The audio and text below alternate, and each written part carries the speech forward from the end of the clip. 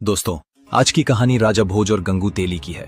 दोस्तों, ये कहानी बड़ी शिक्षाप्रद है। मुझे पूरा विश्वास है कि आपको यह कहानी बहुत पसंद आएगी। दोस्तों, ये कहानी कर्मों के फल पर आधारित है। तो चलिए दोस्तों, कहानी को शुरू करते हैं। दोस्तों, राजा भोज एक न्यायप्रिय राजा थे।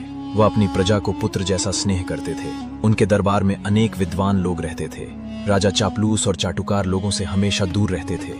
राजा भोज को उनकी प्रजा देवता के समान पूजती थी और उनका जय जयकार करती थी। राजा अपनी प्रजा के दुख तकलीफ का पता लगाने के लिए रात्रि में भेष बदलकर उनके घरों के आसपास घूमते थे, जिससे वह अपनी प्रजा के दुख सुख का सही से पता लगा लेते थे।